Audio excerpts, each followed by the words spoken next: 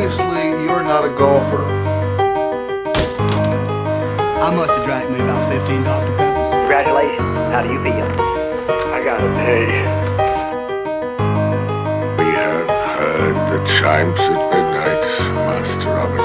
You're an inanimate fucking object! You told I'm coming! And hell's coming with me, you hear? Who the fuck has the goddamn gall to call his house on a Tuesday night? God! Top of the morning to you, lads and lasses. Welcome to this week's edition of Tree for Tree. This is our St. Patrick's Day special, and we're very thankful to all of you for joining us this week. I'm your host this week, Jackson Workman, and I'm joined by me two merry lads that join me every week, Mr. Matthew Patterson and Mr. Samuel Holler.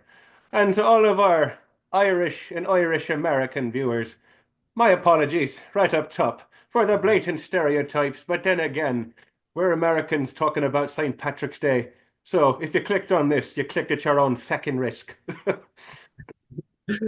Yes. Who the whoop ass fajitas?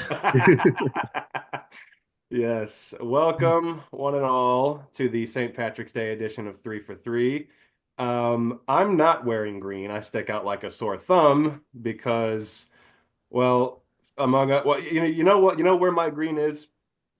You can't see it. It's the mucus in the back of my throat. I've had the flu for the past 2 or 3 days. I've been sick as a fucking dog, so and I'm better now mostly, but I still got some residual phlegm built up in there, so that counts as my green. But it's on the inside. You can't see it. But I got some yes. green to show y'all that is not present. Oh boy.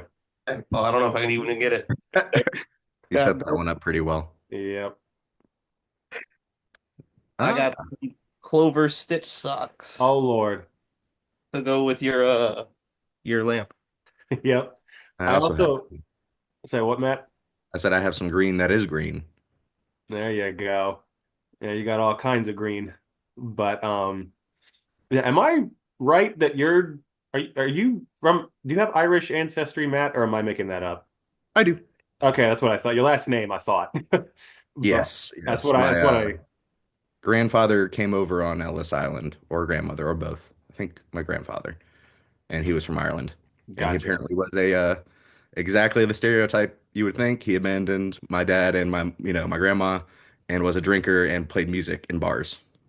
Gotcha. Well, so see everybody out there, we have an Irish fellow here on this podcast, so I'm allowed to do the jokes that the stereotypes that I was doing earlier. I have an Irish friend, so it's all okay.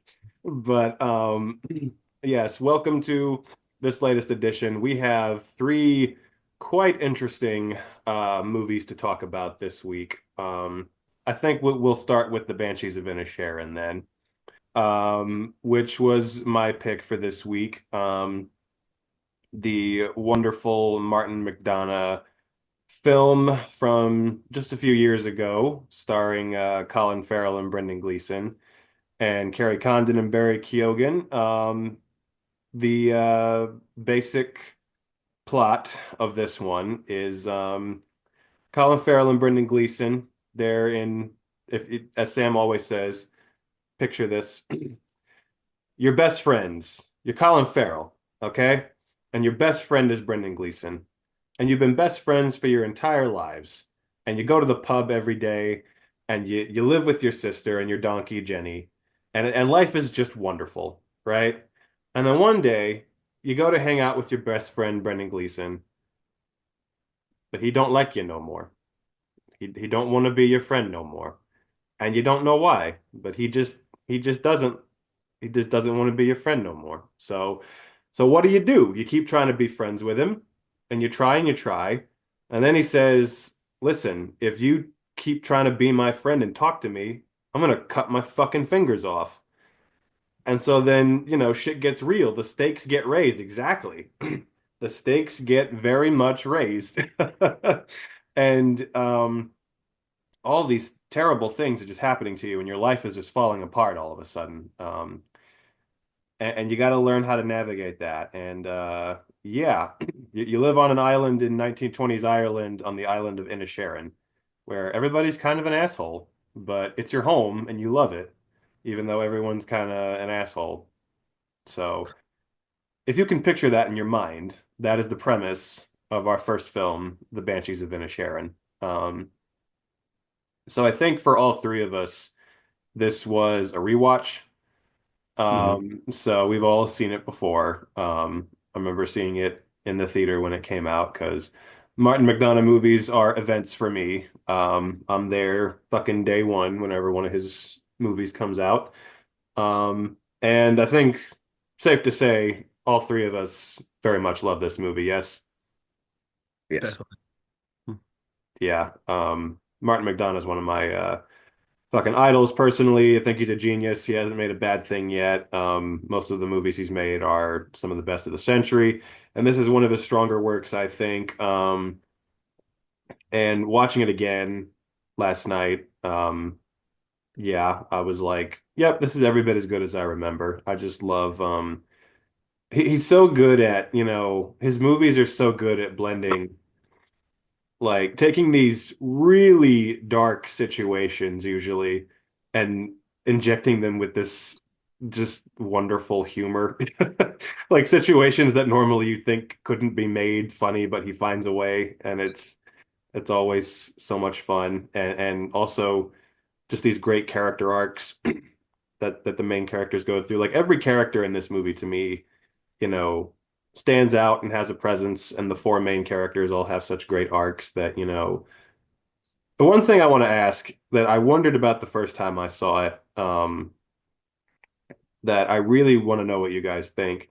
Do you think at the end, do you think Barry Keoghan, do you really think his death was accidental, or do you think he killed himself? Oh, I 100% think he killed himself. That's Yeah, just me me. too. Yeah, Without a because second of thought.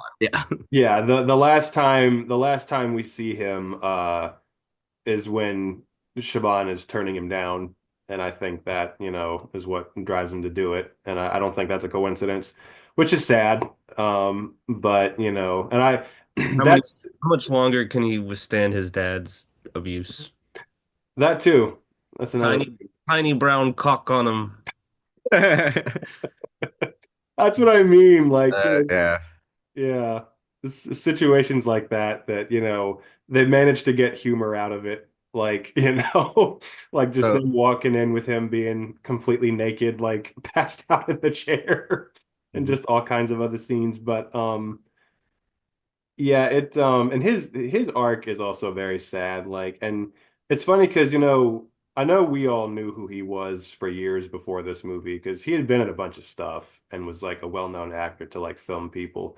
But it's funny because this is the movie that kind of broke him out and like made him like an actual well-known star. I remember it was around this time that he became a much more well-known kind of actor, and I was happy for this movie for doing that for him because he had been a great actor for years before then. And it's funny because the first thing that I ever saw him in was The Killing of a Sacred Deer. And it's funny because he and Colin Farrell were in that together, and now they're in this together, playing very different roles opposite each other than in that movie. But yeah, I also love like the first time I saw this, I remember just hating Brendan Gleeson's character's guts. I mean, just really, and this time too, I'm just like, God, you suck. I mean, just it's so terrible what he does to Colin Farrell in the movie. I mean, because you look at it especially is. I think it's impactful if you've been in a situation like that of any kind, where somebody you're close to just abruptly just cuts you off like that out of nowhere with like no little to no explanation. You recognize it. You're like, oh my God, like this sucks what you're doing. Because especially watching it this time, you notice all the ways, all the like better, more constructive ways that he could have gone about this that weren't as incredibly destructive and toxic as the way he goes through it here. And you're like, okay, so either just explain it to him rationally. For starters, you could like be an adult and like talk to him. I think like one of the characters at one point literally says like, "What is he, 12?" Because he just doesn't talk to him. Like he's being a child about it. He just doesn't say anything. He's just like, "Okay, I'm just gonna go out here and like not say anything to you." And I'm just like, "That's childish. You're an adult. Like what are you doing?" And then like you could just talk to him, or you could just say, "Okay, look." Because Colin Farrell literally says at one point, like, we can talk about something else, like, because that's the thing, like, if you don't want to talk about like pointless stuff, then okay, just say so, and I'll talk about something more constructive, or I won't talk as much, or something. Like, have a conversation with him about it, discuss it, like, tell I him what think your concerns are. it's why the beach scene at the end is just so perfect. Because when they're talking about the war, like starting to end, and Colin has his own thought of like his own stance on something, his own like personality like coming out, and the look Brendan just looks over and gives him is just perfect. Yeah, and like, Because there it there are just so many other. I mean, and again, just like I was just thinking of all the ways, and just like say, okay, how about this, like. These days we can hang out per week, and the other days are my time to focus on my music, or like every day we can hang out till like 2, and then from the rest of the day on, that's music time, or just like there's so many other ways he could have like gone about this other than the extremely just childish, destructive, toxic, like fully cutting him off, not talking to him. And then just like obviously he's fucking mentally ill, cutting his fucking fingers off. I He's a mean, rather than wanting to talk to him, but yeah, tried and true masochism. yeah, yeah, I guess I mean, I kind of this time, I kind of got the idea that maybe he wanted to be that tortured artist kind of guy, and that's what was holding him back was actually having a friend or some shit, and that's why he went with the extremes of cutting his fingers off because he was like, this will help my music or something. And it kind of, you did say it like made his music different near the end of the movie, but that's kind of what I was like. It kind of seemed a little more arrogant too this time than I before because before it seemed almost like personal. This time I'm like, dude, you're just arrogant. Like you think he's stupid, just for talking about his donkey shit. But like he literally has nothing but that fucking donkey. So what else is he gonna talk about? And exactly. R.I.P. if Jen. anything, teach him an instrument or some shit. Start a band. That's a God good damn. point Try to make too. him cooler. Like you're not cooler, but like try to be like, hey, maybe you need a hobby. Let me help you. I don't know. That's a good point. He could, yeah, like try to get him like, hey, yeah, you learn to play an instrument and we can make music together or something. Yeah, But that's something that's I the hadn't even thought thing. about. He thought he was nice, but maybe he never was. Mhm. Okay. That's arguably the best scene in the movie is that scene Yeah. in the pub because yeah, and that last part is like him realizing, yeah, like, oh God, maybe you never like this is kind of his true personality kind of coming out, like, oh wow, you never really used to be nice at all. You just kind of seemed like you were. And yeah, it's like again, he like to your point, Matt, like about the tortured artist thing even more than that, I think it's just like because they keep mentioning throughout the movie, I think he's just depressed. I think he's depressed, and you see him talking to the priest, and that kind of seems to be the vibe. And I think it's honestly just a thing. It's kind of like a midlife crisis, I feel, where it's just like, he's tortured in the sense of the way you brought up, but also in the sense of like I'm over the hill. I'm in my 60s. I got nothing to show for it. I'm kind of depressed about it, and you know fuck it, I got nothing to lose. I'm gonna be remembered for my music. I don't. I'm gonna cut my fingers off if that's what I got to do to make that happen. Because at one point, Siobhan says to him, she's like, "Well, you're not gonna be able to. That's not gonna help your fucking fiddle playing if you cut all your fingers off." He's like, "Yeah, yeah, whatever. You're probably right." He's like, "I don't give a shit, man. Like, oh, really? Will it not? Fuck, whatever. I'm still gonna like." He just doesn't care. He's just like, I don't like. This is giving me something. This is making me feel something. Like I feel like I'm doing something, like rather than just sitting here waiting to die. So like, I don't really give a shit if it helps. I'm doing this because I don't know. I feel like I'm taking control of my life in some way. And it's just like, I don't know, the image of him towards the end, sitting with that group in the pub, playing the fiddle with all of his fucking fingers on one hand cut off. You're just like, this guy's a Just like fucking Yeah. And I'm like, this, with like the blood still pouring from the stumps. I'm Yep. like, this guy's a fucking lunatic. And I'm like, who are these kids? I'm like, if it were me, I wouldn't want to take lessons from the guy with no fucking fingers. I'd be like, this guy's a fucking lunatic. I don't want to be anywhere near him. But yeah, and it's obviously the arc that, Colin's character goes through is very sad because it's like, I mean, just imagine like being put in his shoes, like you wake up one day and like your life is perfect and you got your best friend, you got your sister, you got your donkey, you got your hometown. And then in the course of I don't know how long the movie lasts, maybe like a week or two or whatever, and or maybe just a few days, I don't know. And your best friend completely abandons you, your donkey dies, your sister leaves, you got no friends left. Your one friend, it dies in the Horrible. river. Like It's just it just haunts me that like he did not tell his sister that the donkey died and lied to her about that. But it just he needed to make her feel better. yeah, and to have her not like worry about him. Mhm. Yeah, it's that scene. I remember that really, yeah, kind of haunted me the first time I saw it, and it did still this time, just that voiceover of him writing the letter. Yeah, like isn't that like right as he's going to burn Brendan Gleeson's house down? Yeah, so it's like you don't know what's gonna happen yet at that point. So first time you see it, it's even more kind of like, oh God, like where's this going? What's gonna happen? But it and I think again, like it's sad because it's one of those deals where you see the moment where it has a chance to, and this is again to Brendan Gleeson being such a dick. That scene where he bursts in his house and they have that nice conversation, it's like, okay, see, they're working on it. This is constructive. They're having a conversation. They're working this out, and it looks like they might make it work. And Brendan Gleeson at that point has the choice to like make the mature decision to be his friend again or at least try to work out a compromise with him or something. But he goes right back to cutting his fucking fingers off and just being Well, destructive. that's 'cause he ruined the scene by telling him that he lied to that dude about the bread cart I hitting. noticed that this time because I was like, damn it, that's what did it right there. Yeah. Yeah, but I either will say, way, I yeah. was gonna say, I feel like to me, this is probably Martin McDonagh's like most different movie out of all of his because like it kind of like Three Billboards, which was slower than some of his movies. Like not slower as in like bad slow, like boring. So just kind of like, there is a pace to it, and it's not necessarily. But I feel like that one even takes off. This one almost just is constantly like this certain chugging pace.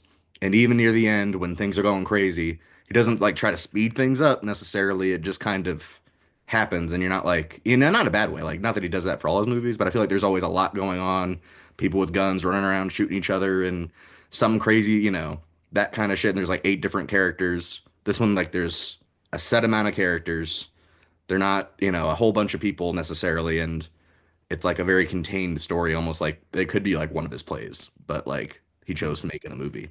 And it's so atmospheric as well. Like not that his other movies aren't, but like this one's just so like you could take a shot of this, put it on a wall, put Ireland under it, and nobody would know necessarily it was like a Banshees thing. It's just like that's a really good shot kind of thing.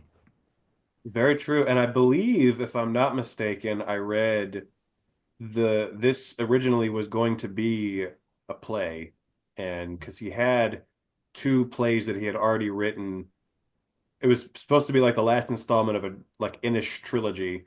Like he had the something of Inishmar, the something of Inisherin, and this was going to be the Banshees of Inisherin, like the last one. He decided to make it a movie instead, so that makes sense. And you're right in the sense that all of his movies, except Seven Psychopaths, is the only movie of his where the whole thing is very fast paced. Like In Bruges and Three Billboards, most of it is like slower and more methodical with like the storytelling, but there are moments like in Bruges, the end where they're running around trying to kill each other, and Three Billboards, like the scene where Sam Rockwell throws Caleb Landry Jones out the window, and like there are moments of excitement like that in those movies. But here, yeah, you don't really get a scene like that, yeah, where the whole thing just kind of keeps that slow pace throughout the whole thing, but it never like loses your attention like Yeah. at all. I mean, you're on the like, and when you boil it all down, it's a movie about two guys on an island having a petty beef about nothing, and it still manages to keep your attention the same way something, if not more than something like Seven Psychopaths would, which is balls to the wall action and humor the whole time, because he's just got that ability as a storyteller to do that, and that's what makes it, because he's such a great writer. I mean, always has been. And I wonder, and this is something I've never looked up, so I have no idea, like historically, like they have that war going on across the other side of the island, and I feel like there's some great scenes where they'll have some crazy, like Brendan Gleeson and him will talk, and then he'll just be walking along the beach, and there'll be bombs going off on the other side, which I feel like is definitely like, oh, that shows his internal struggle and all that shit. But also, I'm curious if there's like a weird, metaphor, I guess, for that war or whatever it was. Like if there was like some Ireland war that they got caught up in that was just dumb. And he was like, but I don't know. That's just a thought I had just because of there's that war going on they talk about all the time. Well, for Uh, my thing, I know go ahead, Sam. that's why he cut off his fingers so he wouldn't have to go fight. I don't know if he would be in the draft. Yeah, he's a little old, I think. Or maybe they Back put him in then, the band. Put him oh, in the yeah. band. Probably Um, but no, I believe that is the Irish Civil War was a real thing.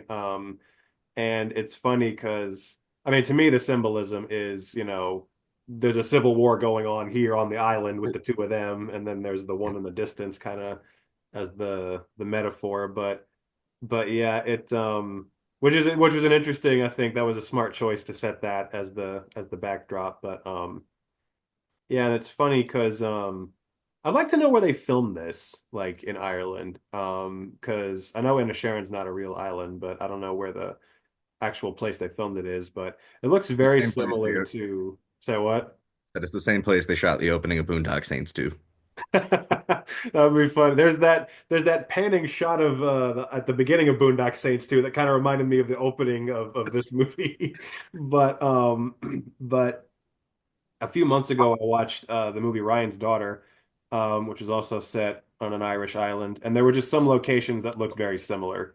And I was just like, I wonder if they shot this in any of the same places. Probably not, but I'm sure there's just a lot of places in Ireland that look like I it. But want to go to that goddamn bar so bad. oh man, that would be Just sit so much fun. outside, have a Guinness, buy the like a goddamn bench. seat. Yeah, Ugh. Apparently, they built that bar for the movie. If Like, he was smart, he would keep it open. I hope it is still open because, oh my God, I can't imagine what a tourist attraction that would be. I gotta Yep. imagine a lot of people would go there. And also, as Sam said earlier, rip Jenny the donkey. Um, saddest fucking. I remember watching this for the first time, thinking to myself, like, at this point in the movie, I'm like, the only thing that could possibly make this sadder is if they kill the fucking donkey. And then sure as shit, what did they do? Because I remember everybody at the time was saying this was the feel bad movie of the year. And and that was really when it cemented it, was that scene. I was like, oh my God, like this is the feel bad movie of the year. Just so sad all the way through. my memory could be wrong, but I'm pretty sure when I saw this in theaters, it was Matt's second time seeing it, and when they showed that donkey out, I just like gasped in the theater. It was just like, holy shit. And R.I.P. All right. Jenny. Yeah, that was, a lot of characters in the movie have sad things happen to them. But Jenny, more than anybody, deserved better. She did nothing wrong. I Very, remember Banshees being one of the few movies I've seen multiple times in theaters. Sam, like it was the second time with Sam, and I was just like blown away by the first time, and I was like, I can't wait for this to come on streaming. I have to see this again immediately, like right now. Yeah. So Yeah, I actually have this one on DVD because I just I was a little upset because I was gonna pull all three DVDs out for this, and I do not own Banshees of Inisherin. neither do I. I've been trying to find that one. I would Actually, have I have seven seconds. I would have thought the one that you for sure, if I had to guess which one of the three you didn't have, it would be Leprechaun 4. But I can't believe they even sell that on DVD. But I guess Leprechaun he does 4? a kind of a straight to DVD movie. But I mean, they have the collection. You know, you just buy like oh, all the true, Leprechaun movies for like a cheap amount because true. it's like It $10 is. for all eight. It's Um, really fucking upsetting to me, but also very reassuring that Carter Burwell did not get his first Oscar nomination for score until he was 60. that And man, yeah, it is criminal to me that that man not only has not won an Oscar, but has only been nominated 3 times. And I believe his first nomination was for Carol, if I'm not mistaken, which is in Damn. your insane. He has been composing since the early 80s. And like 2015 is when he got his first fucking gives nomination. me hope one day because You got it plenty of time, Sam. Just don't cut off your fingers once you get over the hill. I got to learn how to play that banjo back there. I cannot cut off my fingers because You That got was to do the the band. You got to do the dueling banjos from Deliverance as your first song. hurt. that was the mistake Carter Burwell made. See, if he had cut off his fingers instead of sitting around listening to stories about donkey shite, then then maybe he would have gotten one sooner. But yeah, no, his score in this is so great. I read that that was the one rule that Martin McDonagh had for him was no traditional Irish music in the score. It's So that so peaceful and so calm and so gentle, and the instrumentation that he used just brought out these really vibrant tones that are also very like menacing in some aspects when like the shot where they're coming around the bend and it's the shot of his hand, like his stumped hand just like swinging next to him, dripping blood, and the music in that is like calm, but it's super fucked. and So Carter Burwell, like every score he's ever done is an absolute banger. But his work with because he's done all of Martin McDonagh's movies, and his work with him has been some of the best of his career. Like every score he ever did with him, I can remember still. Like the score for In Bruges is an absolute fucking banger. The score for Three Billboards was, and so it's no shock that this one was as well. Like every time they work together, like something magic is made.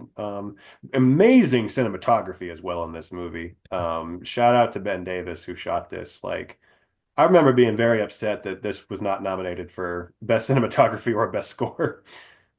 I didn't watch much of the Super Bowl, but did y'all see the Barry Keoghan? Yes. Yeah, Was it Wayfair. the same person I that think it's shot Wayfair. this? Huh? Was it the same person that shot? That I don't know. I literally I texted you guys because I was so thrown off by it.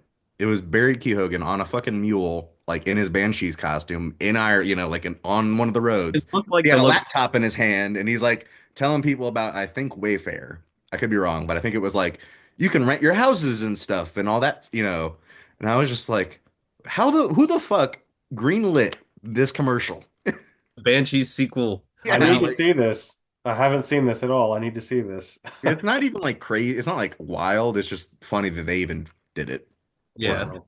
You know, Made me it's also not, wonder if like the same just production team and stuff came back for it because it looked like the same location it did and it it very shot similar. really well and the Yep. lighting really well and I mean, honestly, it's like you're surprised it came out now because like if they had done this maybe when the Banshees of Inisherin came out, it would make sense because like they could have just yeah, shot it on the set or on a off day or something. But nope, 2.5 years later.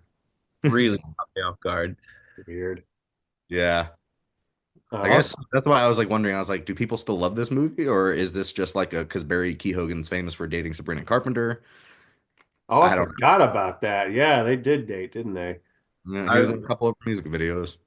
Huh. it says Irish stereotypes versus what a Well, person actually looks like. That's well, fucking hilarious. I can't think of a better transition than that right there.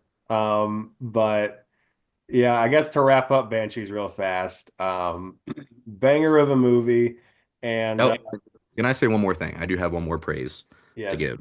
It's to Carrie Condon. I thought she was brilliant in the movie, and it's funny because I really had not seen her since the movie Unleashed in 2005 with Jet Li, and she was great in that movie. Honestly, I she didn't was. know she was in that. If you haven't seen it, I might pick it one time because you might be a little surprised by it. It's actually a very well done movie. Yeah, Luc Besson it the one made it. from Louis Leterrier. Or yeah, Luc Besson wrote the script. Yeah, Yeah, it's the it's team that made actually the very Transporter. yeah, because there's like a weird dynamic in that movie where it's like crazy action scenes, but then there's these super emotional like scenes between Jet Li and her, Right. and it's so well done, in my opinion. I might pick that movie sometime, but I have not Interesting. seen her since then. And then I see her in this, and she kills it and gets an Oscar nom, and I'm just like, yes, and I just want to see more of her. Well, for me, the journey of like knowing who Carrie Condon was she was the voice of Friday in the Marvel movies. Better The Call Saul too, right? and then Better Call Saul was the main thing I knew her from as Mike's daughter-in-law. And then yeah, this was like by far the biggest part I'd seen her in at that time and was like, all right, good for you, like getting an Oscar nomination, getting your name out there. And now, of course, like it used to be, Better Call Saul was the number one thing I thought of when I thought of her. And now, of course, it's this. Because yeah, she was Absolutely. just outstanding. Really one of the highlights of the film for sure. I mean, holds her own against everybody else in every And it's just scene. crushing when the cop like shouts out like, "This is why nobody likes you," and she just Ah, stops back and is like, ugh. and then that scene later where she's in the bed crying because, she's upset about it, and Colin Farrell's trying to pretend like he isn't awake and doesn't hear it, and that's why she decides to leave, and it's sad. But also two more things I gotta say, two great lines. Um, one is well, no, there are three great lines I love in this. One, policeman. Two, pudgy fiddle players.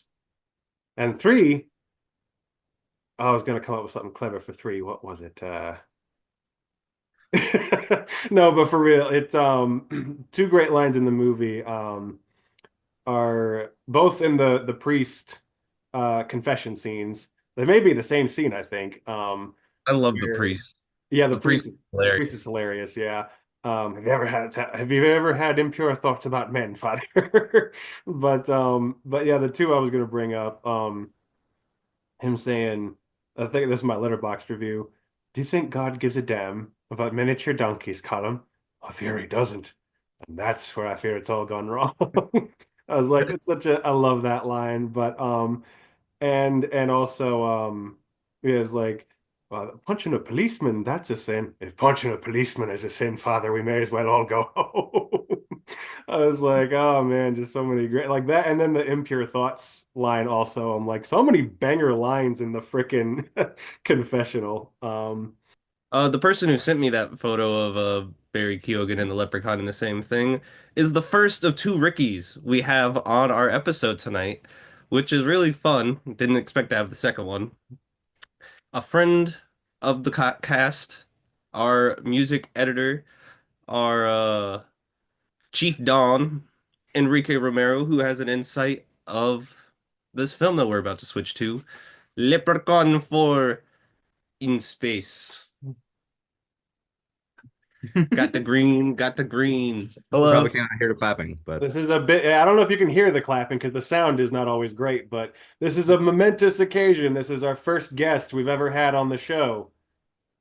our first Hopefully, feature. Many. how, Hopefully the first of many. how do you feel? I feel still a little drowsy. I was taking a nap, but now I'm starting to wake up and I'm really excited to talk about the Leprechaun. Cheers with the Guinness.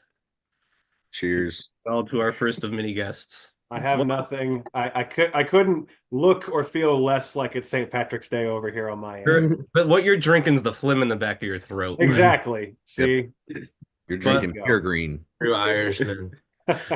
yeah, returning director Brad Trenchard-Smith and returning composer Dennis Michael Tenney, sorry, from the third one, the best of the Leprechaun films.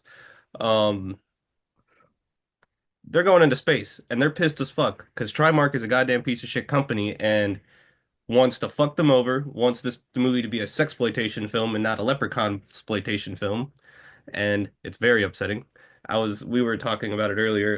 The whole reason that she flashes her tits as the Descendants is because Trimark forced them to put nudity in there, so they rewrote the script and was like, we're gonna make it as stupid as humanly possible. I was pretty confused. She's like, now you're gonna die. I was like, wait, why? And then they have to explain it like immediately after that. It's like, yeah, on her alien planet that you know like so little about other than like the stones and that she's a princess and whatever else. It's like, yeah, when a princess shows you her tits, You you die. die. It was like, That's not pretty bad. That's not bad. I can think of worse. Yeah, of all the things I could have come up with, I could have come up with worse. So yeah, what is the guy I what wouldn't is mind. Hicks? What did he Yes, say? Hicks. He's like, what part of her body is gonna kill I me? mean, I don't get between a soul. Oh I yeah. cannot stand that dude's freaking plastic dome head. It was Oh bothering me every time I saw it. I was Oh, just like, yeah, it was "Ugh." like half a tinfoil hat. Yeah. Speaking And of like the way it was just kind of pushed into his skin a little bit was just off-putting to me. I'll say this, that and some of the other, like for when the movie starts and you see that, like, I mean, Microsoft Windows looking spaceship, and Oh, dude. you just think to yourself, oh, so they had $0 for the effects budget of the movie. So that in mind, the plastic head and the bug effects later, I thought were impressive considering what you see earlier in the film. What did he Like, I'll say? give it that at least. I'm like, hey, it's better than I thought we were gonna get in Leprechaun 4. I will say the word I think oh man I was like oh geez when they make him giant and Oh, he just looks like he's like 240p zoomed in as far as Yeah. like his hand goes like on the door and it's like so many pixels around his fingers. Oh, this which is weird. not to cut to the very end of the movie, but the reason I love this movie, Jackson, is because I'm sure you were probably not about this movie, but the biggest fuck you was when his hand floats in space and gives you the giant middle finger. Okay, let me just say, okay, I just have to say, so last night so I watched the first Leprechaun before I watched this. I had seen many clips of the first Leprechaun over the years, but I'd never watched the whole thing in its entirety. So I saw that, and that was a ton of fun. That movie was like, oh, this is the epitome of so bad it's good, you know, just like wow. And so this one, I was like, is it going to keep that with this one, or is it going to be genuinely bad, or is it going to be like, what direction are we going in here? And I watched this, and it honestly may become like a St. Patrick's Day tradition every year for me to watch this.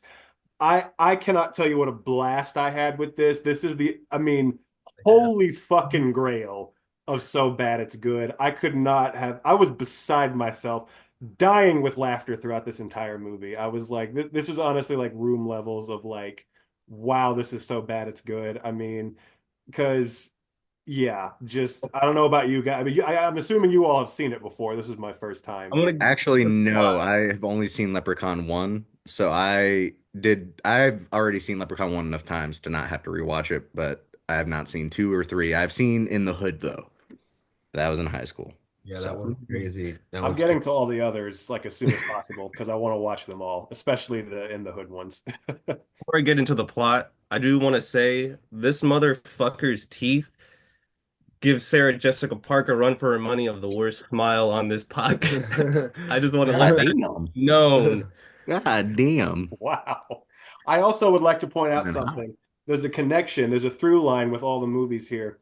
In this film, just like in the one we just talked about, the Banshees of Inisherin, he cuts a couple of his fingers off in one of the scenes, and I couldn't help but notice that. I'm like, aha, that's a connection we have I here. almost went to the store and bought a hard hat just to recreate the scene on the cat forest with the scissors.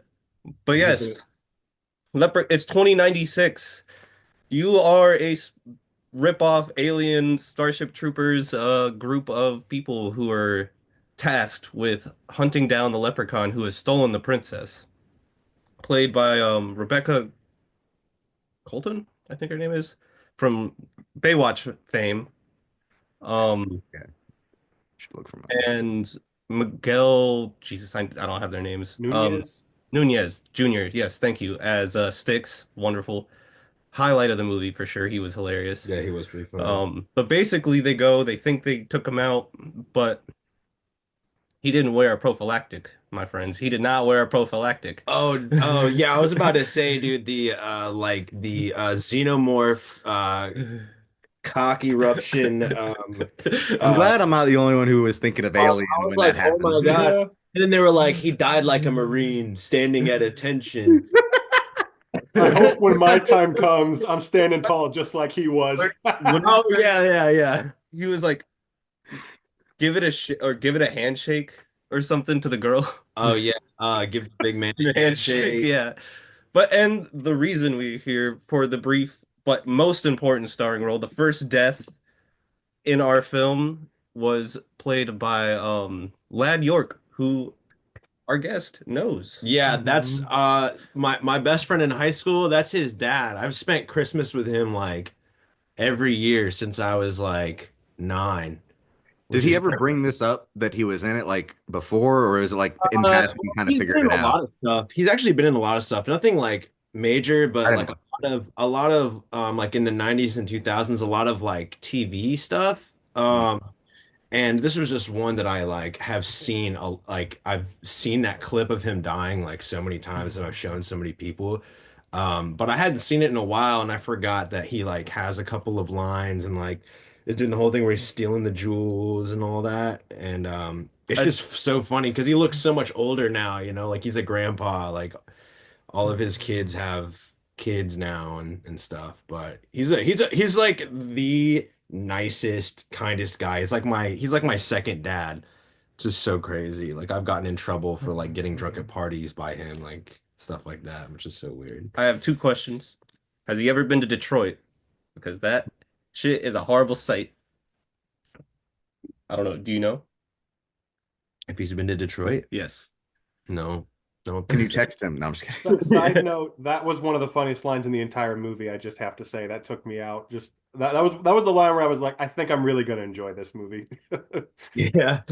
Second question, considering what happened to him and his certain disadvantages with his height after getting his legs cut off at the knees, would you say he was about the height of the Leprechaun or like your height as a kid, or did he get that Oscar Pistorius surgery so he had those legs that made him really tall? No, they had to reattach his legs after the scene was over. They just sewed them back on right at the knee.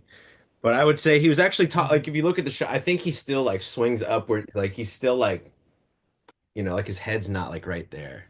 I don't know. Yeah, Yeah. Plus the leprechaun's really short. You know what I until mean? the end. Until the Okay, end. I have a question. Was he Yeah. a good dad? Yeah, better dad than my dad. So Hey, he had all those jewels, so like he could I'm he just could kidding. he could supply your fun times, Yeah, no, he's a he's whatever you did a as a kid. he's a really cool dude. And he's not as greedy in person as he is in the movie, that's for sure. Good. Yeah. Good to Uh, know. Good to know. Second week in a row where we have Woody Allen acting and not directing. Um, Oh, the assistant guy. That's a good one. Yep. Yep. Good. You better not touch me if you don't mean it. Whatever the hell that means. Yeah. Oh, Cowboy. cowboy. And never forget to drink your pure Rocky Mountain water spring water, because that's the source of all life. That's what's going to lead you to the pot of gold at the end of the rainbow. What was what was the main actress's name? I forget. Jessica Collins. Yeah, Collins. Yeah, Jessica Collins. I recognized her. I didn't realize it was the woman who is the news reporter and It's Always Sunny in Philadelphia with the big boobs. Wait, that's her?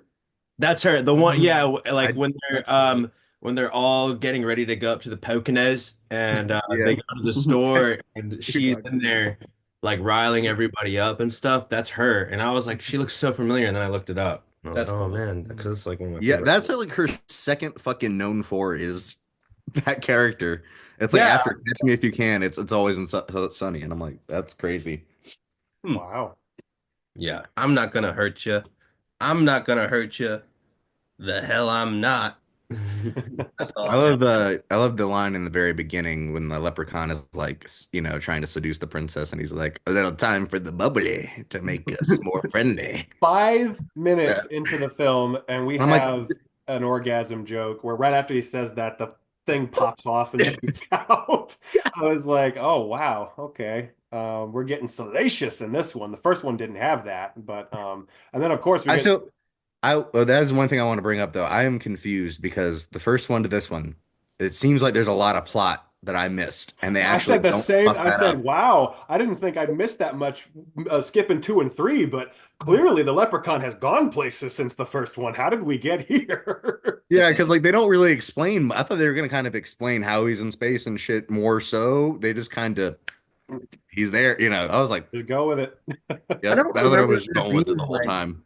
I don't remember it being like I haven't seen the other ones in a while, but it being like such a huge continuation of the Oh story. yeah, no, it It jumps yeah, like there's far. no it's like you can't tell if it's like is this canon or not, you know what I mean? I don't like But that's also where back for Vegas and the third one I feel like is very like more modern. And then but back to In the Hood and Back to the Hood are like further back. But definitely this is like the last one in the sequence of events. yeah, it's in 96. 2096. Yeah. I love that though. I love how they thought like because I noticed they said at one point it's the 21st century and we still don't have them. Like the fact that they thought that in the 21st century this would be like. Granted, we have a while until 2096, but if I had to guess, I Would not don't be know if we'll like have this level of technology by then. But who knows?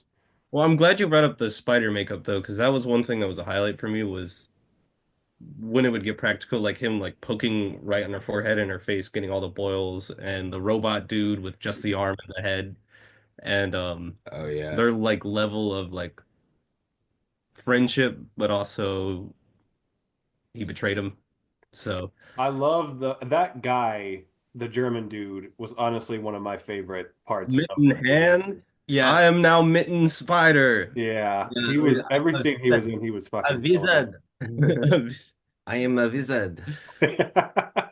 I just one of the funniest parts of the movie is when he's just like, and I was going to be the new form of science. It was supposed to be amazing. Like, oh, and it didn't go well. Oh no, it went perfectly. Of course, look at me. I was like, just the actor's delivery. That was just fucking hilarious. I was like, because the Guys, he did not do much other than this either, which was like yeah. he must have been like a stage actor or something. He struck me as like he must have been like a off Broadway or community like theater actor or something because I could tell immediately. I'm like, this dude's an actor. Like he's not just some random guy. But yeah, it was funny though because it was like because you see the first one and you're like because I've read about the first one. It was originally supposed to be like a straight horror movie, and the studio kind of made them make it more comedic. That And that's kind of the vibe you get is like, okay, it's kind of a blend of both. Like you can tell there are like scenes in that movie that are genuinely trying to be suspenseful, and then scenes you can tell that were maybe added in after the fact that were more comedic. This one 100% knows how ludicrous it is and commits to it from the very beginning. And that's what I love. So like you get scenes that are obviously very goofy or very funny or I also just like the going from the first one to this one, I'm like the Leprechaun's powers seem very random. Like Oh yeah, it's yeah. magic. Well, I was actually just about to bring that up. I feel like the only major problem I have with like the whole plot is how powerful he is. I feel like he can do it. Like he can be invisible. He can materialize any like the handcuffs and stuff. He can materialize anything. He can be any size. What he can be dismembered and still come back. Like Well, since this is the last one, and technically, in like chronologically speaking, did they kind of increase his powers like in the other ones to where like, oh, the longer he lives, the more crazy his powers get, which explains why it would be so nuts in this one. But I don't know. That's my thought. That's my only thought. well, I just Because I think I the don't disagree. I was kind of like confused. I was like, I guess, I I just had to roll with it. traditionally like in Irish folklore, leprechauns are like super powerful creatures. So I guess they just made him like super tough to deal with. You know what I and mean? But there are scenes where I was just like, okay, if you can do that, it should yeah, take you like 5 seconds to kill these guys. Like the scene where he just materializes the dynamite on the guy. I'm like, you could just blow them all up immediately if you can do stuff like that. Or like he pretends to be the scientist girl later on. I'm like, you can impersonate other people like that and you don't use that to your advantage. I don't know. There are so many things he only does like one time, or like if he can materialize handcuffs, lock them all to like a pipe and then kill the, I don't know. It's like it's kind of random how his powers just come and go. Like he's kind of omnipotent, but he never really uses it. It's just kind of weird. Yeah, and why doesn't he know where his gold is? Good Good question. point. Like he had all of it. He had all Are of the it. rainbows in space? Yeah, dude. They just. But like, how did he not know? Like he's like, hold on, I gotta find my gold first before we leave. It's like you don't know what it is. I think it's funny though, because like the gold, he doesn't really mention the gold for most of the movie until the last like 20 minutes when they got to go look for it. And I was like, this is like the greatest movie ever made pretty much at this point, and it's just the peak of cinema, and I'm loving it more than I've ever loved anything. But I feel like there's just one thing missing because in the first one, he mentions his gold so many times. And I'm just like, he hasn't mentioned, and then he's like, me gold. I'm like, there we go. Now it's complete. I feel like that was the one thing we were missing. And it was funny because then they find it, and she's just like, this is what we were looking for, just these little pebbles of gold. It's just, They don't touch on it, but maybe it's because there's not rainbows in space. That's fair. yeah, very true. Mm. I Hmm. know the director was very mad because he was promised a like full, Pot of gold. well, a pot of gold in the returns of the theatrical box office that post Leprechaun in Vegas would have brought, and then they immediately moved it to video, straight to video. And he did a lot of stuff supposedly to try to sabotage things and make it as crazy as possible and just ridiculous and basically to say fuck you to TriStar. Wow. And so I can imagine like because I know they don't even mention him being a leprechaun, I think the entire movie pretty much. And he probably was like, fuck them. This is not gonna be a leprechaun movie. This is gonna be a space thriller horror movie. It But is, yeah. he It is. shoots lightning out of his fingers in the third one, so I'm like, he has powers that he doesn't even use in this one either. So it's odd. It's funny too because Does the, like so much, by the way, also the entire scene where the sergeant guy is hypnotized and they're having to fight him was just the Hey, craziest shit I've ever seen in my well, life. Oh yeah, when he was like dressed in drag. yeah, I was gonna say Yeah, we're talking about Boondocks 2, but it would have been a real tie-in into Boondocks 1 with Defoe doing his drag scene. that's right. yeah, And that whole scene, by the way, was insane. And then also one of the like hardest, saddest lines after he dies, it's just like he wasn't even human. He was a cyborg. Human or not, he was still a A fucking Marine. Marine. yeah. That's And that whole thing was crazy. But it's funny because like the random nude scene, it was amusing, sure, but it was like there was something about that where so much of the movie it felt like so on the nose, so self-aware, like they knew how dumb it was, and that was kind of what was funny about like literally like the leprechaun coming out of the guy's dick and that being like the first or second major kill of the film and him saying, always remember to wear a prophylactic, everybody. Like that's just so like I don't know. It was just so funny to me just how self-aware it was. But then that one part to me, I remember saying out loud, like, okay, well, that was gratuitous. Like I appreciated the randomness of the random nude scene, but I was like, I don't know, something about so finding out after the fact that that wasn't in the script and that was something that the studio forced in there made sense because I was like, I don't know, that one part kind of felt forced, like where Yeah, the rest they of it spoke did. nothing of it after that. Nobody was like, "Oh, you saw their tits. We're gonna kill you now." Like that. And they didn't die either. No, no. Yeah, we I saw her mean, too. like most of the people who saw that didn't die. That's true. So The lead actor, I can't remember his name, that was in that scene. He apparently did a whole Sylvester Stallone impression the entirety of like the beginning of the filming of the movie, and they were like, "This is a little too close," and we were worried that he will sue us, so they had to like change his accent the whole time. it's And, funny because I noticed he did look like Sylvester Stallone at first. So finding that out afterwards was funny. There's ADR the whole thing. yeah, Fucking hilarious. Um, that's what's so wild. Like even with the absolute batshit nonsense that is what's going on, like they're still doing it.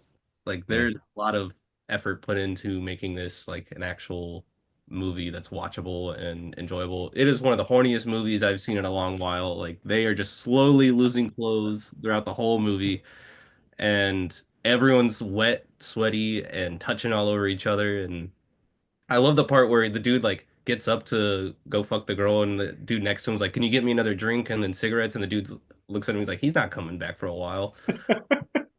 I think there should be a list, and I might start this list on my letterboxd, but I feel like this is a good movie to have 3 beers during. This is like a 3 beer movie. Well, By the end of it, you're pretty fucked up, but you're still coherent. Which is how you need to be. Yeah, exactly. But like you're slowly getting there with the movie, you got to start slow and then just. it's been said about all the Leprechaun movies, they're good St. Patrick's Day watches because you have to be shit-faced in order to get through them. So, but yeah, like to your point, Sam, it is kind of hilarious how many just like randomly horny scenes there are, and you're just like, and just like not even, it doesn't even feel like it's trying to be sexy. It's just hilarious most of the time. That's what's funny about it, is it's just like I just love, like, one of the lines that honestly made me die laughing the most is when she's like, "Is it my fault he died, Sarge? Because, after all, I am the one who gave him the boner." I'm just like, Yeah. what the fuck is this movie, man? It didn't take long, man. I fell in love with this movie pretty fast. I was just like, this honestly might be one of the greatest things I've ever seen in my life. So, That girl too, she was immediately after that. He's like, "No, it wasn't your fault." Something, and then what is she? What she's like, literally starts trying to fuck him like right after that. Yeah. She's like, yeah, "Oh, because he says the line about, "I hope I'm standing tall," and then she gives him the look of just like, "Oh, really?" yeah. Well, if you're Nothing trying to ever die happens like with that, that. I could make that happen." Yeah, Yeah. that's great.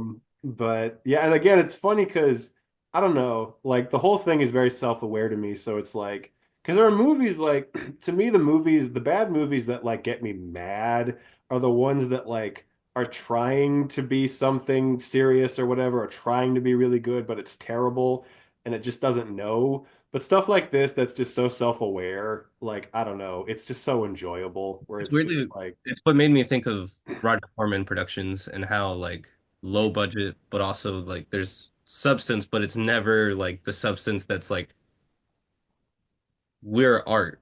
It's just it is like progressively a whole world and a whole environment that these people just show up. They just showed up and had fun kind of situation, and right. refreshing This, to those kind of uh, movies. I recently watched a movie called Galaxy of Terror, which is a Roger Corman produced movie, which is basically his version of Aliens. And this actually did remind me of that quite a bit. But Hmm, fun fact though, that movie did have James Cameron as the head of like art production damn. Mm. That's for wild. before he did Aliens, I was gonna ask pre-aliens. pre-Aliens. So I was like, this motherfucker had practice. Wow. But yeah, no, this reminded me of that quite a bit when I was watching it, though. I was like, the effects are similar. The whole plot is kind of similar because there's a whole bunch of soldiers going and destroy like an alien group, not necessarily Leprechaun in it, but honestly, you take the Leprechaun out, pretty damn close. Yeah. Well, So, it brings joy to my heart, Jackson, that we aren't about to be feckin' rowing about this movie, even though we might that's be feckin' surprising rowing too. in I about was this. surprised. You see my face. I was like, oh shit, Jackson fucked with it. I think No, I I cannot. I felt it was love at first sight with this thing, honestly. I might honestly watch this every St. Patrick's Day from now on. I had such a blast. It's this and the first Leprechaun both are like my exact brand of like refined garbage. Like it's just the tastiest, most sweet, refined garbage you've ever seen. But yes, no, I was gonna say up top, I forgot to mention because we've been disagreeing a bit on the last few episodes, and I was gonna say if either of you disagree, I'm gonna cut me feckin' fingers off, but doesn't seem like that's gonna be happening, so or at least we don't know. I was gonna say I was about to say I was cracking my knuckles because I'm waiting. I'm waiting. I gotta keep you on your toes. You never know what I'm I gonna know. do. well, thank you, Ricky. Yeah. Yeah, thank you very much. Your Yeah, thanks for insight coming on. is Yeah. help. Thank you for having me. It was a joy and a pleasure. Did he ever bring it up just out of very curiosity? The movie? Yeah, like this Um, specific one, not necessarily anyone he's been in, but just like this one specifically. yeah. Like he's not like, by the way, don't forget. Not like that, but I I'm just like curious, Leprechaun. like if he I has met any like if he had Leprechaun any before. stories that he maybe like said something funny or like was like, oh, this is an inside Like, thing, what was Warwick Davis like, you know? that kind of shit. I was like 13 or maybe 12 when he had mentioned it.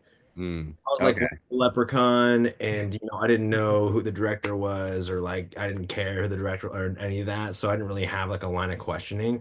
I probably could have called him and just asked him about it. He probably would have said a lot of things about it if I called him. He pretty much like if I ever hit him up, he answers me. So I should have, but No, you I know, mean, if I you was ever just find curious. somebody, then yeah. Get get a recording of a voice call from him just talking about Leprechaun, and we can use it as the trailer for this episode. Yeah, or get him to say some of the lines that he. Yeah, Oh, that would be pretty cool, actually. Yeah. for Yeah. president. Yeah, that would be funny. It's so weird too because he's still kind of like I can tell it's him. Well, his jawline and he's got dimples. He's got like a dimple right here. And also like the way that his front teeth look, like I could tell when he was like screaming and shooting the machine gun. I was like, "Oh, that's definitely him. I can definitely tell." It's really funny. Yeah. Awesome. You know, Jackson, I'm something of an Irishman myself. Oh, is that right? Indeed. Do Now you I play will not houses? river dance, but I will let you know that I am so fucking smart that I make smart people feel retarded. Are you,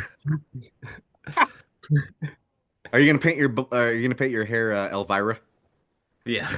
Are I'm gonna have the stockings. I'm gonna have the designer heels, and I'm gonna walk in there, and I'm gonna expect a goddamn at first. But if we're on the level of feckin', I'm gonna let you know how Fucking, fucking smart I am. oh, fucking smart. Well, if that's not a transition, I don't know what is. On to and special thanks once again to our esteemed guest, Mr. Enrique. What is his last name again? Romeo Collude Ellis, but Okay. Romeo is fine. Romeo. Gotcha. Because I wanted to make sure, because I put his name in the description every time as the music supervisor. I wanted to make sure I was actually spelling it right. Yeah, special thanks. That was a wonderful segment, guest segment, our first on this podcast. And now that we've been to Inisherin, we've been to space, and now in true St. Patrick's Day fashion, we're shipping up to Boston. Austin. Whoa. All I'm going right, to use but an instrumental of that as the trailer music for this episode. If one of you Oh wants, yeah. if one of you honestly, wants to send that to me, then I will use that. But yes, we're shipping up to Boston for the Boondock Saints 2 All Saints Day. Take it away, Mr. Patterson. Good sir. alrighty. Before we ship it up to Boston, we got to go back to Ireland because if you are an Irish family who has been reunited, a criminal family no less, who is or a vigilante family, better word, who have just killed a huge mafia boss in public in front of all the news outlets and in front of everyone in Boston, where the fuck do you go? Ireland, duh. Gotta go back to Ireland. You gotta raise some banshees, or whatever they were doing. Sheep, I Beard. guess. Oh, a sexy fucking Um, beard. Yep. Big old beards, long hair. No idea it was them. They're just out in the middle of Ireland, much like Banshees of Inisherin, just living that farm life. Uh, they probably only know a donkey named Jenny. Uh, and Billy Connolly, Billy Connolly, the I zoned out. I don't even know what you just said. uh, Billy Connolly, the dad, of course, who is a godlike figure to his Jesus-like sons, is feeling the presence calling him back. and that presence is a 5'3" Iranian man. I think Who they keep saying is Italian, even though he doesn't really look he Italian. looks to me. I always looked. He looked Iranian, but that's just me, or like Middle Eastern, Italian man. But From behind, I thought it was Justin commits Theroux with that. who commits the murder of a priest, a very innocent priest. The priest, I think they references from the first movie, the one who was Father McKinley, uh, who was the one who was preaching the beginning of the first one. Uh, they kill him, Eleanor Rigby. huh? What? I didn't hear what you said. I don't Where know. are they? Isn't that the That name of the priest from Eleanor Rigby? it Father might be. McKinley, walking the church. I don't know. I just said that. Now I know where he got it from. Ignore my But dumb ass, please. from McKinney. But anyways, so they kill them, make it look like the Saints did it. Yeah, but And so of course the priest comes to let him know. And there's only one problem with this clever little plan. It worked. Which That's a goddamn. badass line. Yeah, I love that line. Cut with the guitar riff and the Boondock Saints. Like, and then then they cut their hair, they get the guns out. Boom. Immediately they're the boys again. Yes. I have the first one behind me as well, with Norman Reedus pointing a gun at my head. Um, but yes, they look just like they did before, and then they throw the pennies down, and they're like Not to every last motherfucker that has anything to do with it, right? mention the montage of them showering and Oh, shaving. gratuitous ass, gratuitous Gratuitous ass. violence and ass. We need someone to Duffy is Norman There's Reedus. a lot of ass in this movie. Troy Duffy is an equal opportunity gratuitous motherfucker. Not just violence, but ass. All kinds of it. Male ass, a lot Especially of. Norman Reedus. Norman Reedus ass And that specifically. who's that? The other guy who played Gorgeous George, his ass. Mm-hmm. In a spirit. So then boom, that is the Boondock Saints 2 premise. They're coming back to destroy all the people who thought they could make it look like they killed a priest.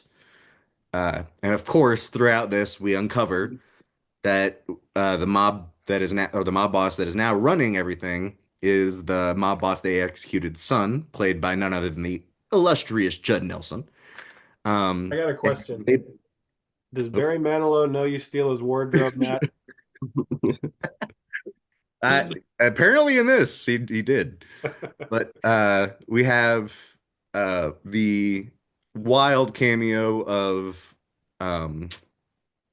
Ricky from Trailer Park Boys, the second Ricky Sam was Wells. Rob Wells, as his right hand man Jimmy the Gopher, and then Piece of they're yep, and they are being led by the old man, who we will come to know later in the.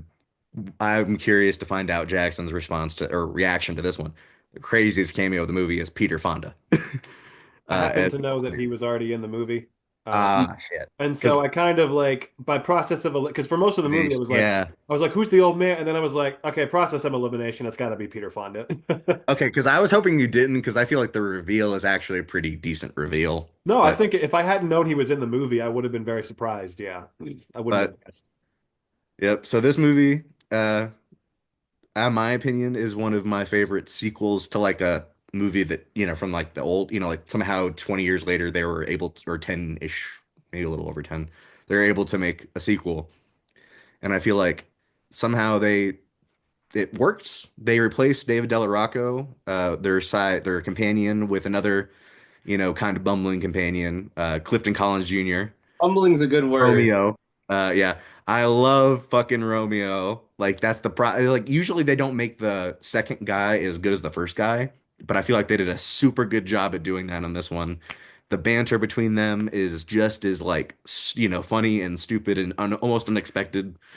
Ding dong, motherfucker, ding dong. I love when he's like, "That's heroin," and he's like, "How the fuck would you know?" And he's like, "Fuck you, I know shit." Like just the quick like. I feel like that was his and- way of just writing in like, how would he know that? And just literally saying like, shut the fuck up. That's how I know that. Exactly. Yeah. So I really enjoyed it. There's definitely, it's not like the perfect movie sequel ever, but it's fun. There are some like they got more outlandish in this one, but I do not mind the outlandishness. I honestly, I am one of those people who really vie for a third one because I want to see where they go with it. But so I watched this one before I even saw the first one. I didn't know what the Boondock Saints was.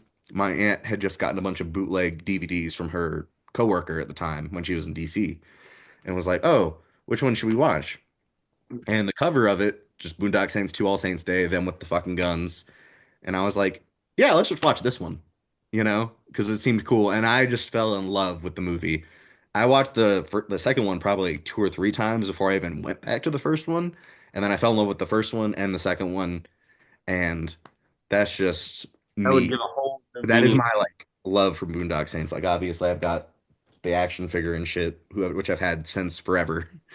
Uh, and I want Sean Patrick Flannery. And I used to have like gloves that said Veritas and Aqueous on them and shit, and I was a fanboy.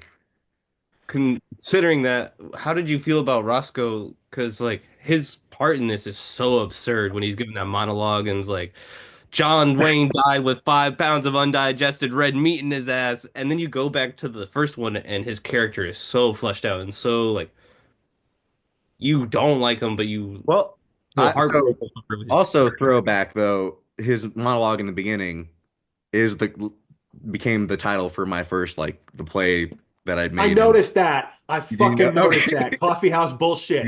that is where I came up with that. As soon as he said that, I was like, that is 100% where Matt got the title of that. Yes. I literally know I heard it and I wrote it down and I was like, someday I'm going to use this title. And then eventually I came up with the idea and I was like, boom, perfect, smash them together. And it's like it's like, I don't want to compare Troy Duffy to Shakespeare, but it's like when somebody takes a Shakespeare line and uses it as the Hey, title. fuck, Leprechaun, he said something like involving Shakespeare and like shit happens or something. Fuck. I don't Can't remember remember the the line. line. I had it in my brain before we did a Leprechaun, but they referenced Shakespeare in Leprechaun 4. But Connections. so there's two, one last thing I want to say before I'm going to open the floor is B and Jackson were talking about this earlier. I could have sworn this was straight to video. Apparently it was not, which I do agree. What I looked up, yeah, it's not straight to video. Because I was gonna say this compares to my other favorite straight to video sequel, which is Crank 2, which has the similarities of having Clifton Collins Jr. in that one, and also Ron Jeremy's in that one, and Ron Jeremy's in the first Boondock Saints. So I just want to say, if you are fans of the Boondock Saints 1 and 2, and you haven't seen Crank 1 and 2, throwing that out there as a a good side. I've Check seen out. Christmas with the Cranks. Does that count? If Jason Statham isn't about to die, no. That's a joke. I haven't Not seen on the Christmas verge of with the death the entire movie. No. Cranks. You give your thoughts, Jackson, because I'm gonna let you go before me. Just think of what you're about to say and prepare and let me know if you're ready to get donkey punched in the ass. Or not to mention having your grandmother's grave teabagged by some dicks. Oh, and wait, Sam, you mentioned this joke. I'm pretty sure it was in my version, but I knew the joke from the other ones, and I'm glad they didn't cut. Which he was like, "We got fucked in the ass. We got prison raped, and we don't talk about it, as rape victims seldom do."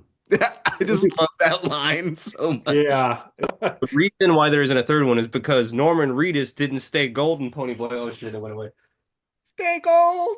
Didn't I stay love it. golden. He didn't stay golden, Pony Boy. No. We need the third one, Sam, is them that both to be blonde. That would be perfect. To come out of prison blonde as hell. Sam, Because they prison. if I say an unkind thing, is that what you're gonna do to me in the background right there? I mean, give you a tattoo, yes, of only the legs of Jesus Christ. Or no, he has the top. I'm gonna He do is what Norman Reedus is doing to me in the background. Oh, okay. Yeah. But I Well, won't have the bullets come out your cheeks because I will do the pose where you crisscross behind someone's head to make it look like two other people. I love that. That's um, Hey, I feel gas of a I'm horse. actually in anticipation for Jackson to like I I don't love know how what he's much of a gonna say. thing it's become at this point to see if I'm gonna shit on something or Yeah, not. if you We shit on like this, it's I the just want you to problem. know I I got don't even care if I I like didn't know that the I'm movie. not predictable. I like that you don't know when I'm gonna do it and when I'm not. I like that. I was surprised you liked Leprechaun 4, so that's where I'm like, okay, on this one we're Yeah, I've thrown you off now. You don't know what I'm gonna say. So, so I'll say this: the if there's one thing that I know about Matthew Patterson is that he is a massive fan of the Boondock Saints. For as long as I've known him, this has been the case. And the first time I watched the original Boondock Saints was when you showed it to me about 9 years ago, I want to say. So it's been a while. I can't believe it's been that long. But yeah, because I believe that was when we were filming Man in the Horse Mask. I could be That wrong. actually no, that sounds right because when you said that, that's the thing I thought of was me and a horse. Well, like the man and the Yeah, horseman. because you were That, staying over that- that night because we were filming that day and the next day, and you said, "Okay, here's the situation. We're gonna watch either the Boondock Saints or Ted. Those are our two choices." And I chose the sounds Boondock about Saints right. because I was more interested in that. That And sounds I about was, right. yeah, and I was like, okay, well, because I'd always wanted to see Boondock Saints, and I was like, all right. And that movie kicked fucking ass. That is such a classic. Love that movie to death. I remember you showing it to me and me being like, why the fuck did no one watch this when it came out? And you explained the whole history to me of the release thing and everything. I'm like, this movie kicks fucking ass. Oh my God. And I never saw the second one for years because I was always nervous. I heard it wasn't as good, and I was like, the first one was so great, I don't want it to be touched. So I was like, okay, so when you picked it for the show, I'm giving a big preamble. So when you picked it for the show, I was like, okay, I'm finally going to see this now. And honestly, it wasn't that bad. I thought it was fine. It was fine. It wasn't like anywhere near as good as the first one, but I was like, it's fine. Like I had a perfectly fun time with it, the whole way through. I will say this. It was entertaining. I enjoyed the story. I thought it was a bit more convoluted than the first one. That was one thing I would kind of take points away for was the first one had a very simple premise that you could easily get into. This one kind of felt a bit more convoluted, but at the same time, I liked it because I liked the backstory they give Billy Connolly's character in this one. I thought like, okay, that's cool. They're kind of fleshing him out and giving him more of a backstory and everything. Um, and, again, moments of, like some really cool action scenes, like that scene where they bust in through the window and kill Judd Nelson and all the gangsters. I was like, that was the first scene to me where it felt like the first one, where I was like, all right, now we're back with that kick-ass action that the first one had. And there were They a brought couple back the rope. They brought back the rope. Rope. Yep. I love that because I had not seen the Iger sanction yet, but I had it like with my Clint Eastwood collection, so it made me watch that movie when he's like, "Fucking Iger sanction with Clint Eastwood," I need to see Worked that like a now charm so I for can get him. the reference. Yeah. And I was like, "Fuck, I need to watch this movie now," and I did, and I was like, "Yes, it's exactly Yeah. what you think." But and moments like that again, their chemistry is good again. And Billy Connolly's good. I don't know like the thing about this one is there are goofy things in this one that like I can't really explain that are kind of stupid, but they also don't bother me that much. Like, why does Julie Benz have a Southern accent? I don't I know. did it before Daniel Craig did it, and we don't got a problem with his. They're in the middle of Boston. I don't know who the hell in the middle of a Boston police detective that doesn't have a Southern accent, but Maybe Special Agent Smecker taught No, her she to was FBI. have her oh, accent. good point. Good point. She could have just been from wherever. And Good he point. also, yeah, Smecker did have a Southern accent. Oh, I don't remember him He having a trained Southern accent, At the but very end, like he kind of does slip into it more. It's weird because his accent seems a little different. It seems a lot more Southern in this one than it did the yeah. first one. But it's It's when funny like because the last 5 seconds. also I had heard that he had a cameo in this one, and I wasn't sure when it was going to happen or where it was going to. So that was really nice at the end because that was the one thing I felt also kind of the main thing that detracted from this one was his absence because he was such a key part of the first movie. One of Really the don't things make that made it the so line. great. They So don't what? make the line where she's just like, yeah, and rest in peace to a very good man kind of thing. They don't make that like a big deal, which I think that if they had made it a little bit more important, you would have had that impact at the end when he like she's like the That was my Lord. thing when I first saw the movie. Obviously, I didn't know the first one at all. And so when Willem Dafoe shows up, my only reaction was, Willem Dafoe is in this? Like for 5 seconds, what? I did not know his character being dead. I didn't know he was Smecker or whatever. I was so confused when I first saw this. But yeah, I, they really don't give you like they don't even show a funeral scene. They could have at yeah, least had a quick funeral there's a scene or something. quick shot of her like putting a flower on his grave or something, but the impact was there for me just because I had been missing him the whole movie. And so when you hear his voice, like, "So you coming over?" I'm just like, yes, like I was so happy that he was back. Don't scare away my little fishies. Yeah, she's I like, "I don't love give a that. fuck about your fishies." But I feel like the dialogue is so good in this movie that I forgive certain things because of like just the humor and then just the way he can just slip back into his almost old Boondock Saints ways yeah, and give you a fucking good scene that's like not humor based. But then there's yeah. scenes like I feel like I'm Charlie in the Chocolate Factory. He's like, be honest, do you think these are gay? And he's like, yeah, you want to see one up close? Hey, Like I love hey. that scene. It's just Uh, so offbeat. Like you maybe say like that was the goofy part, but to me that was just funny. It's funny as in haha, not funny as in gay. I hail from a colorful people. yeah, Or my one of my here's favorite so Clifton Collins Jr.'s lines is, "I thought you said this car was inconspicuous." Yeah, well, I don't like words with spick right in the middle of So them. here's the thing. So for me, again, I had a perfectly fine time watching it. I didn't think it was bad or like it was fine, you know? Like is it anywhere as near as good as the first one? No, but like it's a perfectly fine film, you know? But here are the main negatives that take away from it. The number one thing is a lot of what you guys were just saying. I don't remember the first one being so mean-spirited, but this one really just felt They were like mean to Rocco. Yeah, but They were I mean to him. mean like They were making fun of his mask and how he looked like Mushmouth. but the And then they like his characters shooting they were making fun of. the different They gave him shit. granted I will They grant were you I have not seen the first one in a while, but I don't remember like the characters were being mean in that one. In this one, it just felt like Troy Duffy was just like going on a bunch of tangents about shit. Like, I don't know, just like I there mean, were a lot of slurs and a lot of like random jabs in there at certain people, and then just that whole monologue that Rocco has about like, and men don't talk about their feelings because it's none of their fucking business. I don't give a shit about this pussy ass fucking generation. I'm just like, okay, where did this come from? It just feels like Troy Duffy's like trying to get some shit off his chest here. And I'm just like, that whole thing was just very random. And I'm just like, all right then. And kind of one of the things that I would say, I will always defend the first movie from people who say, oh, this is just, generic or uninspired or cliched or unoriginal or just gratuitous. I'll always defend the first movie from people who say that.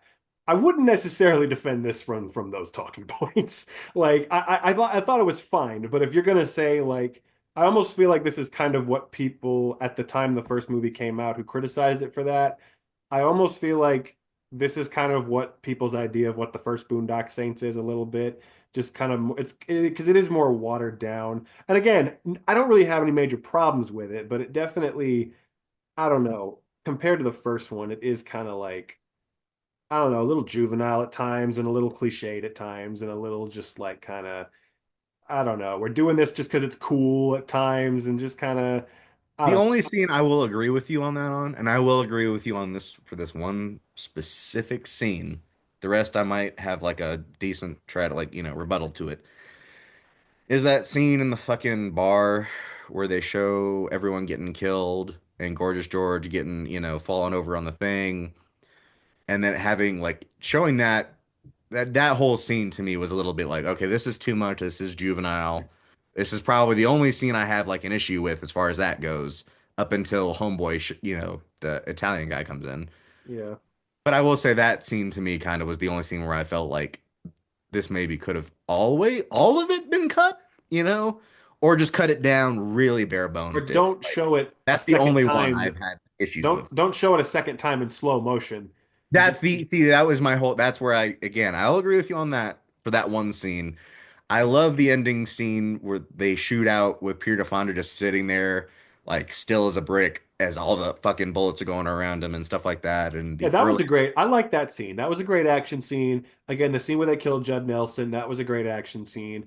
It wasn't even so much the action as it was a lot of the dialogue. It just kind of felt like they were trying. He was trying really hard to just be like kind of juvenile and edgy with the dialogue, like them throwing all the slurs in there, and John Wayne died with 3 pounds of okay. red meat in his colon and all that. And I'm like, The, okay, yeah, that it's funny because that monologue I used to love as a kid before, and then this time I was watching it and I was like, this is definitely toxic masculinity. Like that is Extremely. a thing. And I But that's an extremely overused I term, but it applies to that scene.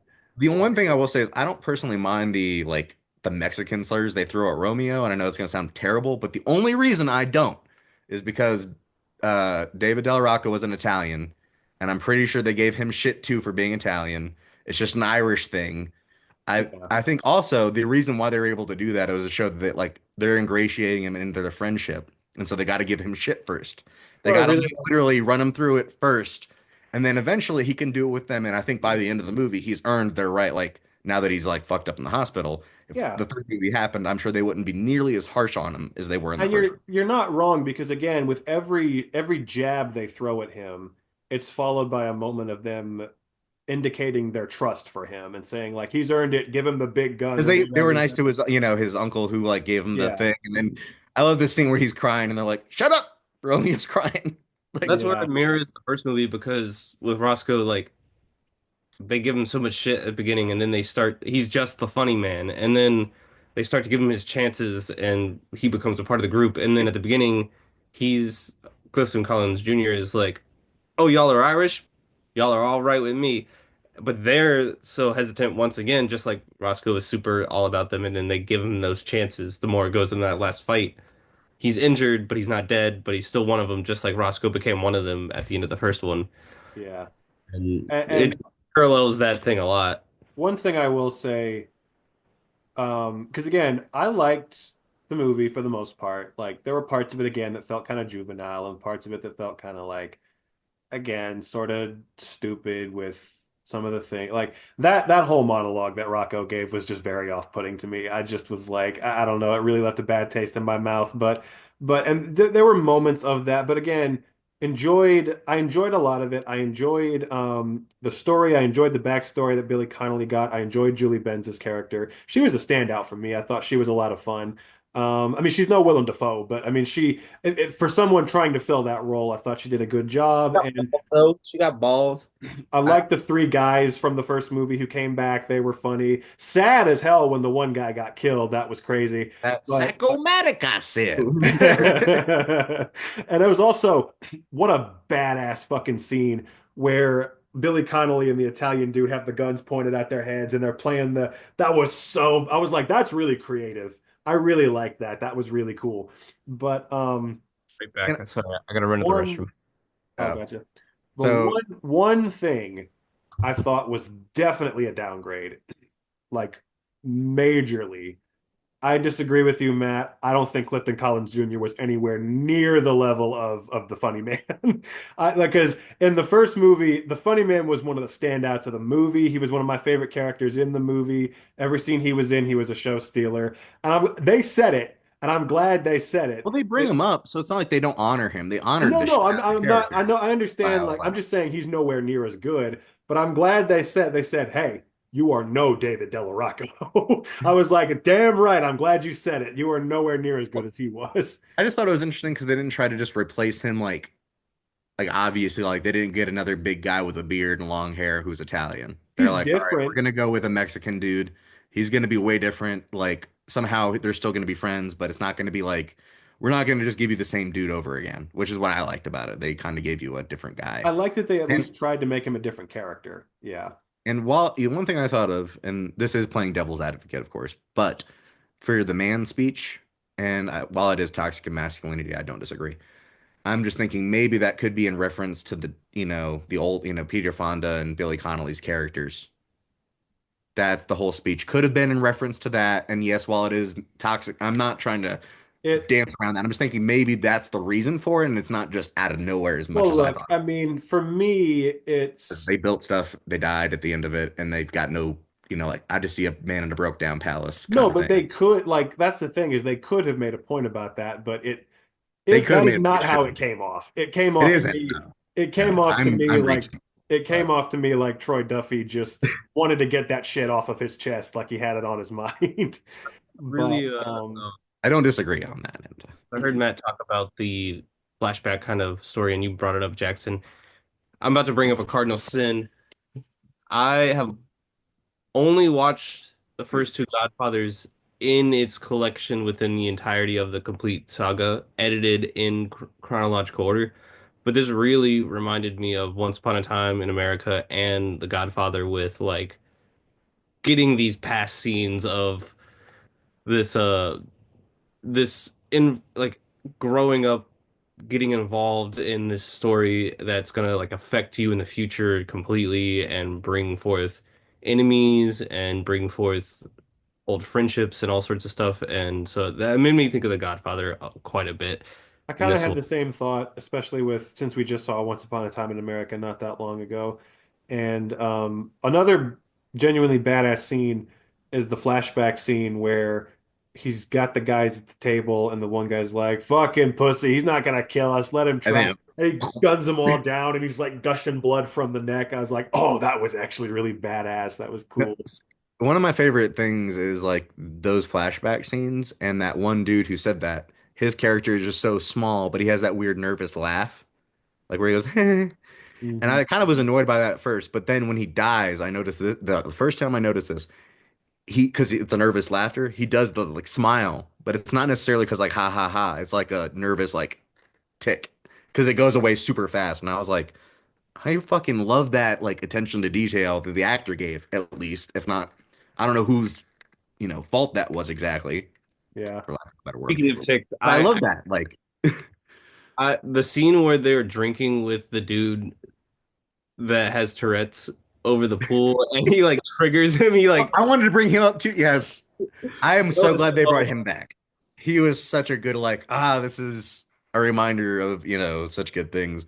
Of like, and that whole scene where they're like doing the staring contest and the lobster dick, Yeah. lobster dick. No, I Like just I just love I just love when they're like, "You're not gonna make me do it. You're not gonna make me do it." It's like, yeah, I'd like to fuck me in the ass or whatever. yeah, someone Yeah. so like that's just for me. It just seemed like okay, this was a good like sequel, and I want to see the third one because they set it up with them in the prison, them trying to get out, Willem Dafoe being alive again so he can be back, and they have got oh the yeah. Catholic Church funding them. So imagine this crazy breakout scene with Willem Dafoe, Julie Benz, the two other guys that were alive still, and then all them and Billy Connolly and shit, or not Billy Connolly, but everyone else trying to get them fucking out of prison for like the first 15 to 20 minutes of the movie. That'd be It would be dope. an insane opening movie. Yeah. Like I Because don't know why they don't do that shit, the but only reason I think that it could only be done through flashbacks, like a quick flashback, is because she's like, we got to do this quick. And she and now stresses it's that they got to full. do it quick. And it's been so fucking long that they would just look so old if they try to film a moment that happened right then and So the not. only way they could do that, yeah, is if they were like, we got to do this quick. Cut to 7 years later, and they're still in the prison or some shit, and then they do a prison Oh, break. yeah, mention that. Well, but they You make know, it clear that they have to get them out fast because they're gonna be dead because, a lot of the criminals in there want to kill them. so that's my issue is like, because like that would be a great opening scene, but if they can't do that, then what the fuck would the movie be? Exactly other than Well, flashbacks. the But like, only thing if I mean I don't think anyone would mind if they just showed the prison break. Like they could Yeah, do that. I But would be. but if you no, I have think to, that would be you a can you crazy can just scene. cut to years later after the prison break if you have to. Yeah. Yeah, that makes sense to me. I just think the opening scene should definitely be a crazy prison break, like action, violence, like They set it all up. that kind of shit. I Yes, mean, yeah, they teed it they up did. perfectly, so that's the first scene of the third movie. But Because the guards clearly are wanting them to get out because he like did the whole, I'm not going to shoot you if you stand up yeah, thing. and So, from what I can tell, I mean, I won't trust it until it happens because the number of times I've heard over the last 10 years that they're doing a Boondock Saints 3. No, they're not. Yes, they are. No, they're not. Is like 1,000 times. But from what I can tell, as recently as 2022, they said that it's happening. So that the two of them are coming back. Troy Duffy's not involved, which is probably for the best, but see, it's for the best, like emotionally and stuff. I'm just worried that there's going to be something lost with that. Something. You You know what I know, mean? I Because would say the same, but at the same grit time, or something. Because, like, I feel like sometimes I feel like, and look, you have a different, as a longtime that's fan. just me. Yeah, as a longtime fan, I'm sure you have a much bigger attachment to that than I do. But like, I'm just like, I feel like someone can do the third movie other than him. Somebody out there, like whoever it is. Yeah, I'm just worried they'd fuck it up a little bit, but also, I don't know. It's just one of those things. One of the things I do want to say that I forgot about is they've been doing so since I've been to Boston, and I have not seen these movies since I've been to Boston. Seeing the wide shots of Boston, and just being like, I've been there.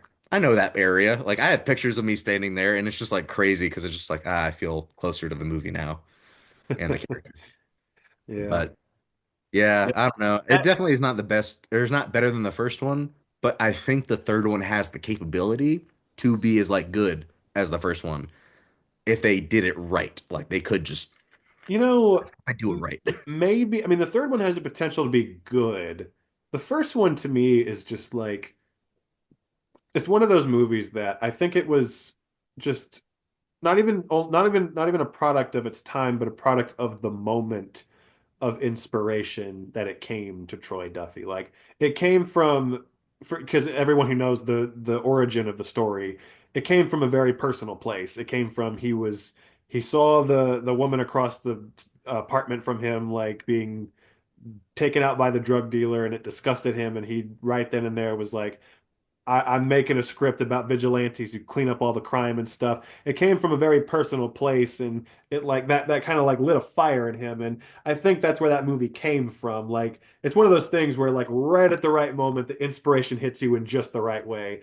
And I just don't know if that can be recaptured again. Like he tried here, and again, perfectly I fine think sequel, we live in a perfectly fine world though that sequel. it's But perfect for a third one. Like I well, think societally wise, we are teed up for a fair goddamn third. point. Like Fair in my point. opinion. But if he's not doing the third one, I don't know. It's or maybe I someone could mean, have that same if spark. somebody else Learn is from doing it, I'm Victor happy it's being made. Silva. I'm just going to be a little more skeptical than I would be if it's like, okay, it's Troy Duffy, Sean Patrick Flannery, Norman Reedus, and Clifton Collins Jr. I'll step back. But if it's like a third and another person, I'll be a little more like, you know. Yeah, Also, if Clifton doesn't come back and they just like have him die in the hospital, I'll be kind of mad.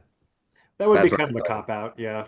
Yeah, because like also he's kind of gotten a career since then too. So he's Yeah. not he's not as like a less of a like before he was kind of like, who is this guy? And now it's like, oh, that guy. He's one of those guys who's been in so many things, but just nobody knows who he is. He's so good at morphing into like whatever he needs to morph into. That's That's the the issue. thing is he really is a Well, for very his took versatile actor. Well, thank you all very much for tuning in to our St. Patrick's Day episode.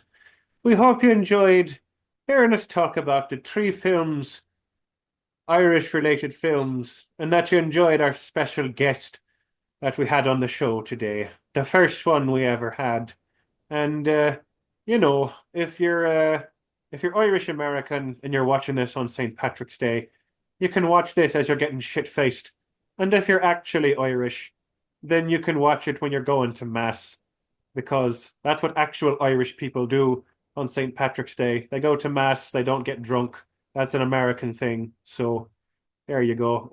If you think I'm desecrating St. And Patrick's Day with what I'm doing right now, you're probably doing it worse than I am. and and if you go to the end of the rainbow looking for a pot of gold, be prepared to face Leprechaun Stay or prepared. in space. That's another line, speaking of which, where in Boondock Saints 2, she says, how you doing? What's your name? How you doing, cunty? I know Agent Kunstler. So I wanted to Agent be Kunstler, actually yeah. no one more thing I want to shout out. Anya Doorstep from the last one. Agent Kunstler from this one. Like Yep.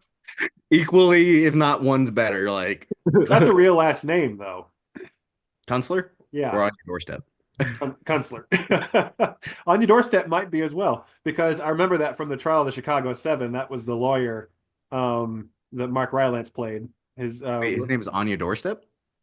Kunstler. Oh, oh, That would be hilarious if that would be the case. But yes, and Sam, I believe, had an outro he wanted to do for us. Yeah, I just wanted to shout out a local artist who sells prints online and other stuff that I went to a local pop-up shop. I know Jackson, you just finished season 2 of Twin Peaks and saw Firewalk with me. Hashtag not my Donna. Indeed. Uh, but I got this piece of art that was oh. a Oh shit. recreation of the famous photo of the three of them together. And the artist's name on Instagram is Morose Murdoch's art. So Check it out. It's really cool. We have a bunch of art from her and everything. But the second I saw the Twin Peaks thing, I was like, that's what I got to Oh. do. And stay golden, pony boy, because like Norman Reedus and the biker or the bike riders, and you'll be looking like you're an island, but then you won't be as pretty, and as clean, and as washed, and as bootylicious. You'll just be a You don't dirty. have teeth. Yeah, I was gonna say you'll be like the leprechaun and have teeth way, way, way worse than He does. When SG Norman when Norman Reedus is looking that sexy, there's only one thing I can say, and that's give me that Daryl Dick son. Oh, one thing I will say about that scene specifically that you have behind you is I love the part where they're like, "Why the fuck did we cut our hair? We look like Jesus." Like I was like, yeah, like why did you guys cut your hair? The third movie, give me the scene where one sits on the other shoulder, you see the whole Jesus thing like, fully gone. See, if they prison break, if they do a prison break, they can do that. Because they have to like one hops on the other shoulders to get up and shit, and then boom, you just get a shot of their back. Shot of the Jesus connecting. And then it'll be crazy if the one brother lifted the other one up with the fucking legs. That would be insane. We need to see it. See, okay, petition for me to make the Boondock Saints 3. I don't know who's doing it now, but I'll take it over. Get to work writing it. We'll make it happen. Man, I just realized your hat's a pot leaf, not a four-leaf clover. Yes, it is a pot leaf. These are the four-leaf clovers. Don't worry. We have the tools to keep the leprechaun away. Yeah, we ain't getting the gold. There ain't no rainbows in space. That's right. You got to give him a golden shower. It already happened. He did. He pissed on him. So don't ever give him a golden shower. I was Unless you gonna want a say, leprechaun coming at your dick. If you're not wearing a prophylactic, don't piss on a leprechaun. There you go. Let that be a You lesson couldn't piss to on you, a lad. leprechaun if you're wearing a prophylactic. It would just go into your condom, and you just have a condom full of piss. A condom full of piss is a bag full of gold. No better note to end on.